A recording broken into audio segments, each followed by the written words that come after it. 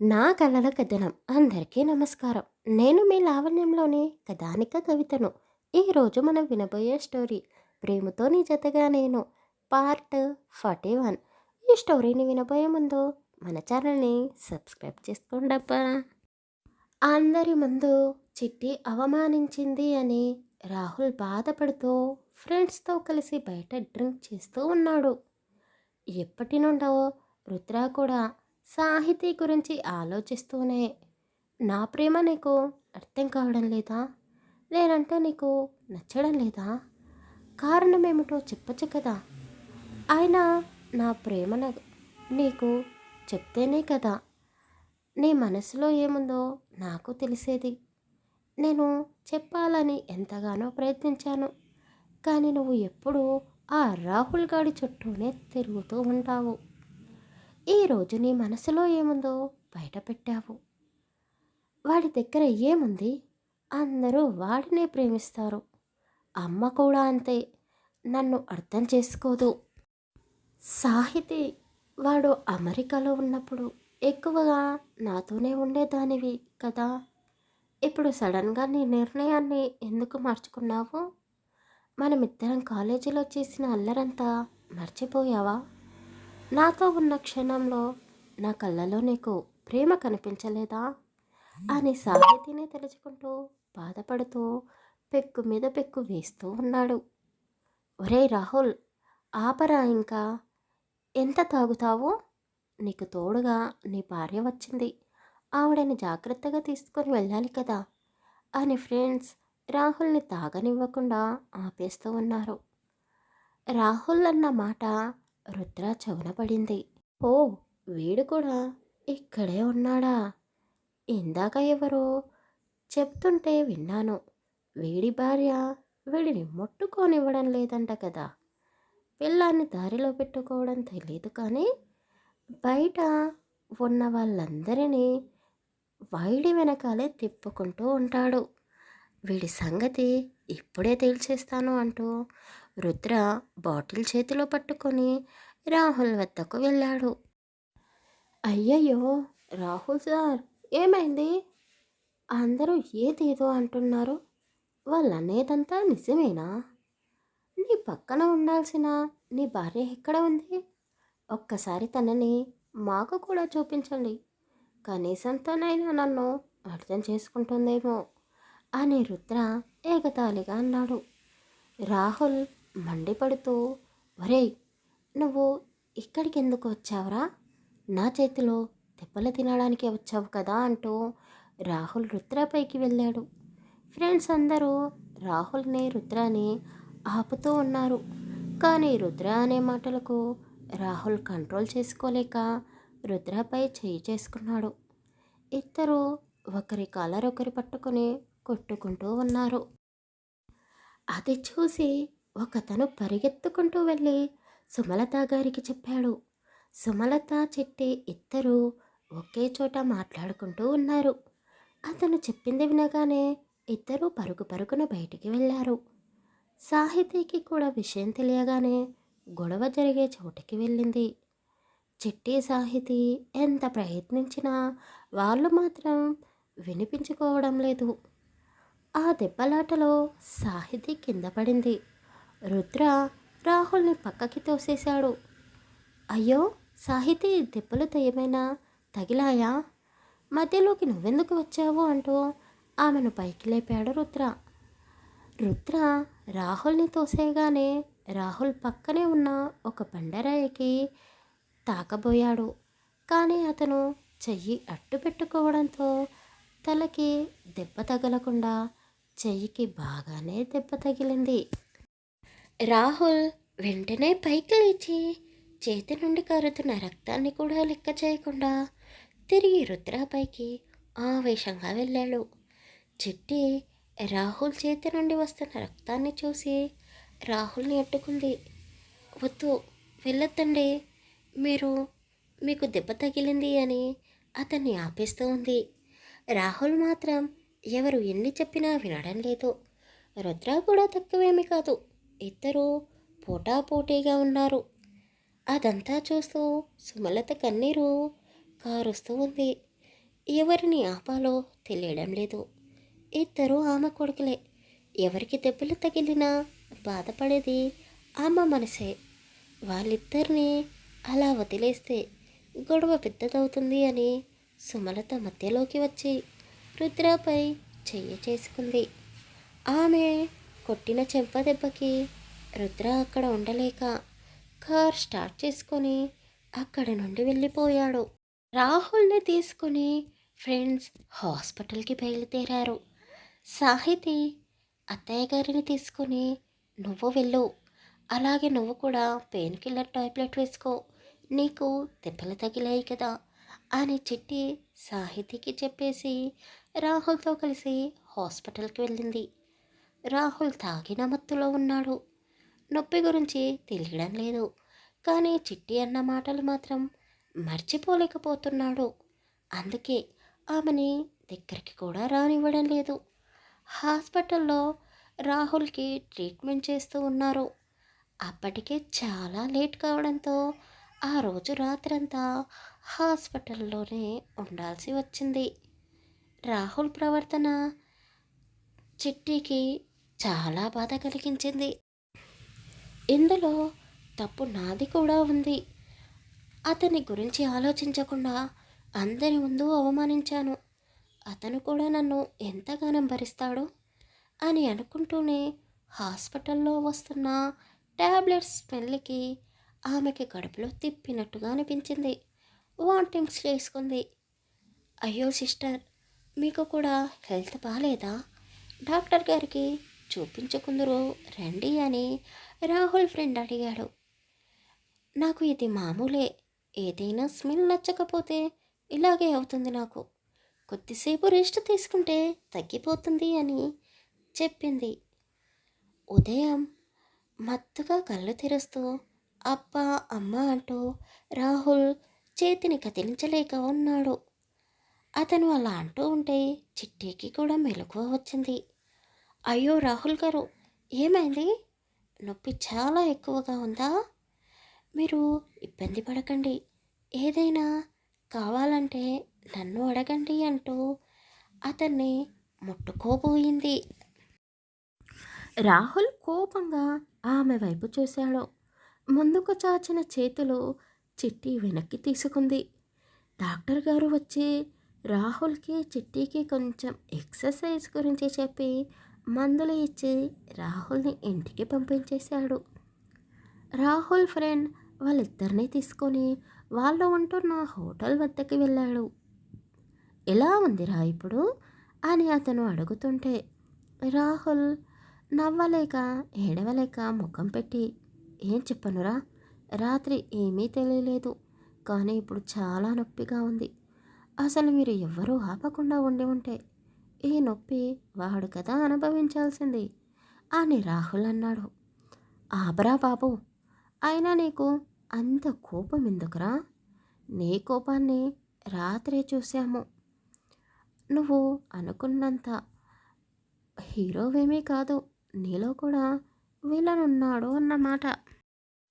సరే కానీ మిమ్మల్ని అందరినీ నేను ఇబ్బంది పెడుతున్నాను, ముఖ్యంగా నిన్ను అని రాహుల్ అన్నాడు. ఇబ్బంది అయితే పెట్టావు, కానీ మా అందరికంటే ఎక్కువగా, నాకంటే ఎక్కువగా చిట్టిని ఇబ్బంది పెట్టావు. రాత్రంతా తను నీ పక్కనే ఉంది.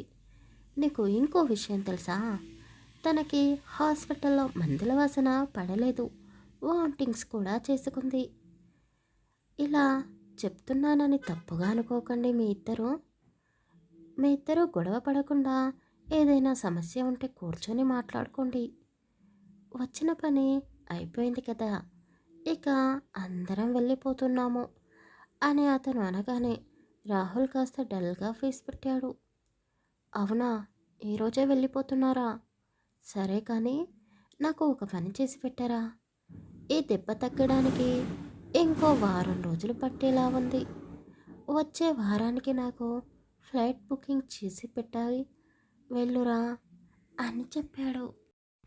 తప్పకుండా చేస్తాను, కానీ నీకు మీటింగ్స్ ఉన్నాయి కదరా, మరి అవి ఎలా చేస్తావు అని అతడు అడిగాడు. రాహుల్ చిట్టి వైపు చూస్తూ రాత్రి పగలు నిద్రపోకుండా మీటింగ్స్ అన్నీ కంప్లీట్ చేసుకున్నానురా. ఈ 2 రోజులు ఢిల్లీ మొత్తం తిరిగేసి ఇంటికి బయలుదేరాలి అనుకున్నాను. కానీ ఈలోగా ఇలా జరిగిపోయింది అని రాహుల్ అనగానే చిట్టి కళ్ళల్లో కన్నీళ్ళు ఆగడం లేదు. ఆమె వాష్రూంలోకి వెళ్ళి అద్దం ముందు నిలబడి అద్దంలో ఉన్న చిట్టిని తిట్టుకుంటూ, చూసావా, రాహుల్ నన్ను ఢిల్లీ మొత్తం తిప్పాలి అనుకున్నట్టున్నాడు. నా గురించి ఎంతగా ఆలోచించాడు. అందుకేనేమో పాపం రాత్రి పగలు తేడా లేకుండా కష్టపడ్డాడు. నేనే అర్థం చేసుకోలేదు అంటూ చిట్టి చెంపలపై కుట్టుకుంది. రాహుల్ కుడి చేతికి దెబ్బ తగిలి ఉండడంతో అతనికి తినడానికి ఇబ్బందిగా ఉంది. చిట్టి సూప్ తీసుకొని వచ్చింది. రాహుల్ ఫ్రెండ్ అతనికి తాపించి టాబ్లెట్స్ వేసి వాళ్ళిద్దరికీ బాయ్ చెప్పేసి అక్కడి నుండి వెళ్ళిపోయాడు. సాహితి రాహుల్కి ఫోన్ చేసి అతని గురించి అడిగి తెలుసుకుంది. బావా, నాకు నిన్ను చూడాలి అనిపిస్తుంది, కానీ టైం లేదు, మేము వెళ్ళిపోతున్నామని చెప్పేసి ఫోన్ పెట్టేసింది. రాహుల్కి హోటల్ ఫుడ్ నచ్చడం లేదు. చిట్టికి ఏం చేయాలో అర్థం కావడం లేదు. వెయిటర్ని అడిగి మేనేజర్ని బతిమిలాడి ఒక చిన్న స్టవ్ తెప్పించుకొని గదిలోనే రుచికరమైన వంట చేసి రాహుల్కి పెట్టింది. రాహుల్ తినకుండా అలాగే ఉన్నాడు. చిట్టి అతనికి సారీ చెప్పింది. అతనికి చాలా ఆకలిగా ఉంది, కానీ తినడానికి ఇబ్బందిగా ఉంది. మరో చేతి వేళ్ళకి కూడా కాస్త దెబ్బలు తగిలి ఉన్నాయి. స్పూన్ పట్టుకోవడానికి కూడా రావడం లేదు. చిట్టి అటు తిరిగి ఉంది. ఎలాగో అలా స్పూన్ పట్టుకొని నోటి దగ్గర పెట్టుకోబోయాడు. అది కాస్త కింద పడిపోయింది. ఆ సౌండ్కి చిట్టి వెనక్కి తిరిగి అతని వైపు చూసింది. చిట్టి ఒక్క అడుగున అతని వద్దకు వచ్చి అతనిపై పడిన కర్రీని తుడిచేసింది. ఆమె చేతిలో ముద్దలు కలిపి నోటి దగ్గర పెట్టింది.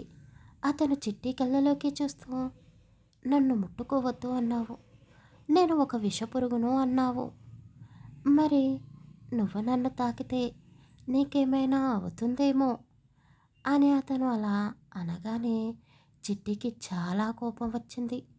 కళ్ళలో నుండి కన్నీళ్ళు కారుతూనే ఉన్నాయి.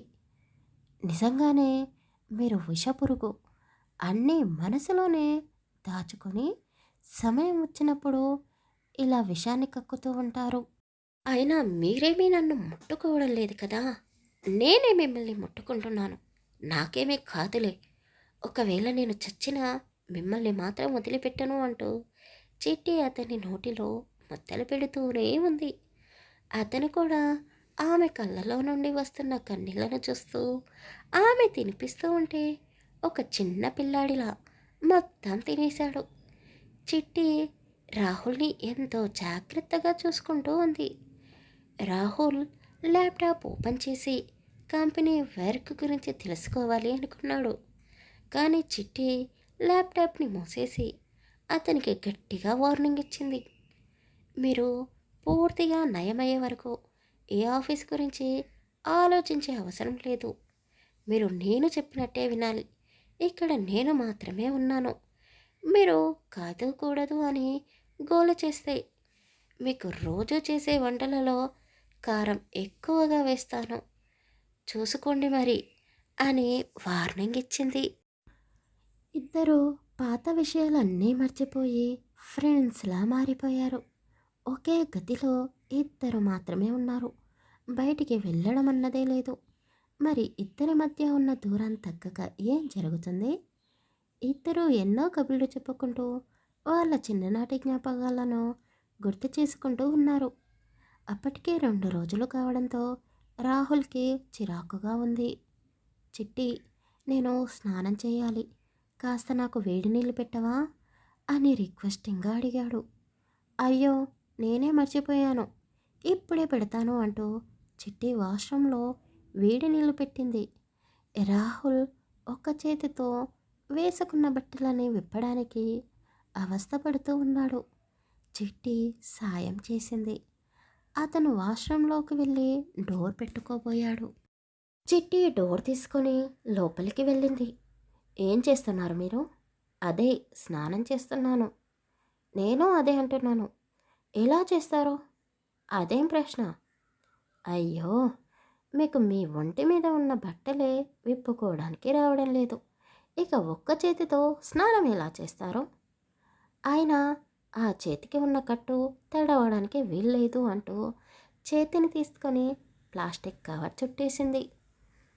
రాహుల్ సిగ్గుపడుతూ, వద్దు చిట్టి, నేను చేసుకుంటాను స్నానం, నువ్వు వెళ్ళు, మీరు నోరు మూసుకొని కూర్చోండి, నేను సాయం చేస్తాను మీకు అంటూ చిట్టి అతని తల అంటి స్నానం చేయిస్తూ ఉంది. అప్పటి వరకు సిగ్గుపడుతూ ఉన్న రాహుల్ చిట్టి చేతి స్పర్శ తాకగానే అతని మనసులో గాల్లో తేలినట్టుగా అనిపించింది. అతనిలో ఏదో అలజడి మొదలైంది. చిట్టిని అలాగే చుట్టేసుకోవాలి అనుకున్నాడు. కానీ ఆమెకు మళ్ళీ కోపం వస్తుంది అని సైలెంట్గా ఉన్నాడు. చిట్టి ఏదో ఒకటి వాకుతోనే అతనికి స్నానం చేయించేసింది. బయటికి వచ్చాక అతని తల తుడిచేసి అతనికి షర్ట్ కూడా వేసింది. అదంతా చేస్తూ ఉంటే రాహుల్కి చాలా సంతోషంగా ఉంది. చిట్టి అతనికి దగ్గరగా ఉన్నంతసేపు రాహుల్కి సముద్రాన్ని దాటి ఒడ్డున పడ్డట్టుగా అనిపించింది. వామ్మో, ఈ మనిషిరా బాబు, అసలు దీనికి ఫీలింగ్సే లేవా? నా చేతికి దెబ్బ తగిలింది, నాకే వేడి పిట్టుస్తుంది, మరి తనకేమీ అనిపించడం లేదా? అంత బండరాయా అని రాహుల్ మనసులోనే అనుకుంటూ ఉన్నాడు. చిట్టి వేడిగా కాఫీ తెచ్చి రాహుల్ ముందు పెట్టింది. అది గమనించకుండా రాహుల్ వాటర్ అనుకొని తాగబోయాడు. ఓయ్, ఏం చేస్తున్నావో? అది కాఫీ, మూతి కాలుతుంది అని చిట్టి అనగానే రాహుల్ కప్పు వైపు చూసి, అబ్బా అవును, వేడిగా ఉంది. అయ్యో అవునా, నేను చెప్పే వరకు మీకు స్పర్శనే తెలియలేదా? ఎక్కడ ఉంది మీ ధ్యాస అని చిట్టి అడిగింది. నా మనసు ఎక్కడ ఉందో చెప్తే ఏం చేస్తావు? ఏం చేస్తాను? నేను చేయగలిగిందైతే తప్పకుండా చేస్తాను. అవునా, నువ్వు చేయాల్సిందే, కానీ ఇప్పుడు చెప్పను, ఇంకా కొంచెం టైం కావాలి అనిపిస్తుంది. అవునా, ఆ టైం ఎప్పుడు వస్తుంది మరి అని చిట్టి కొంటెగా అడిగింది. రాహుల్కి చిట్టి మాటలు అర్థమయ్యి కానట్టుగా అనిపించింది. చిట్టి కూడా ఆమె మనసులో ఉన్న మాటలని రాహుల్తో చెప్పాలి అనుకుంది. కానీ సరైన సమయం కాదు అని చెప్పకుండా ఊరుకుంది. డాక్టర్ గారు చెప్పిన విధంగా మందులు వేసుకుంటూ చేతికి ఎక్సర్సైజ్ చేస్తూ నొప్పిని పూర్తిగా తగ్గించుకున్నాడు రాహుల్. ఇద్దరూ ఒకే గదిలో వారం రోజులు ఎలా గడిపేశారో వారికే తెలియలేదు. రాహుల్ ఇప్పుడు పూర్తిగా నయమైపోయాడు. రాహుల్ స్నానానికి వెళుతూ, చిట్టి, ఏదో మర్చిపోయినట్టున్నావు అని అడిగాడు. అన్నీ వాష్రూమ్లోనే పెట్టేశానే, షాంపూ కూడా పెట్టాను, టవల్ కూడా ఉంది, నేనేమీ మర్చిపోలేదు, మీరు నన్ను ఆట పట్టిస్తున్నారు అని చిట్టి వంట చేయడానికి సిద్ధపడుతూ అన్నది. మర్చిపోయావా చిట్టి, నాకు స్నానం చేయించాలా అని రాహుల్ కొంటెగా అడిగాడు. అబ్బా, మీకు అల్లరి కూడా ఎక్కువైపోయింది, ఈసారి ఈ చేతికి దెబ్బ తగిలించుకోండి, అప్పుడు స్నానం చేయిస్తాను అని చిట్టి అనగానే రాహుల్ చిట్టి వద్దకు వచ్చి ఆమె కళ్ళలోకే చూస్తూ, మనం రేపే బయలుదేరాలి, ఈ హోటల్లో చాలా జ్ఞాపకాలు ఉన్నాయి మనకు, కానీ ఢిల్లీని కూడా చూడాలి కదా, వంట చేయకు, నేను బయటికి తీసుకొని వెళ్తాను. నిజమా? తప్పకుండా తీసుకువెళ్తారా అని చిట్టి చాలా సంతోషపడుతూ అడిగింది. తప్పకుండా తీసుకొని వెళ్తాను, రెడీగా ఉండు, నేను స్నానం చేసి వస్తాను అంటూ రాహుల్ వాష్రూమ్లోకి వెళ్ళాడు.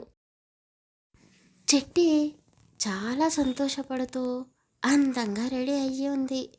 రాహుల్ కూడా రెడీ అయ్యి చిట్టిని తీసుకొని ఢిల్లీ మొత్తం చూపించడానికి బయలుదేరాడు. చిట్టికి నచ్చినవన్నీ తినిపిస్తూ రాహుల్ ఆమెను ఎంతో జాగ్రత్తగా చూసుకుంటూ ఉన్నాడు. చిట్టి చాలా సంతోషంగా ఉంది. ఆ సంతోషంలో ఆమె ఇంకా అందంగా కనిపిస్తుంది. రాహుల్ చిట్టినే చూస్తూ, చిట్టి, నువ్వు చాలా హ్యాపీగా ఉన్నట్టున్నావు, చాలా సంతోషంగా కనిపిస్తున్నావు. హా, అవును, నేను చాలా అంటే చాలా హ్యాపీగా ఉన్నాను. నా జీవితంలో ఇలాంటి రోజు ఎప్పుడూ లేదు. నేను ఈ రోజును అస్సలు మర్చిపోలేను అని చిట్టి చాలా సంతోషపడుతూ అన్నది. అవునా, మరి ఈ రోజుని నేను మర్చిపోకూడదు అని అనుకుంటున్నాను అని అతను ఆమె చేతిని అతని చేతిలోకి తీసుకుంటూ అన్నాడు. చిట్టి సిగ్గుపడుతూనే, మీరు ఏం చెప్పాలనుకుంటున్నారో నాకు అర్థమైంది అని తల వంచుకొని కూర్చుంది. చిట్టి అలా అనగానే రాహుల్ కూడా చాలా సంతోషపడుతూ ఆమెను ఇంకా గట్టిగా పట్టుకున్నాడు. అంతలో చీకటి పడడంతో ఇద్దరూ బయటే తినేసి వాళ్ళు ఉన్న హోటల్ వద్దకి చేరుకున్నారు. చిట్టి బయట తిరిగినందుకో ఏమో కానీ కాస్త అలసిపోయినట్టుగా ఫీల్ అయ్యింది. కానీ రాహుల్కి చెప్తే తన గురించి ఏమనుకుంటాడో అని అతనికి చెప్పకుండా ఉంది. ఇద్దరూ లోపలికి వెళ్ళగానే రాహుల్ ఎంతో ఆశగా డోర్ గడియ పెట్టేశాడు. చిట్టికి మాత్రం ఏదోలా ఉంది.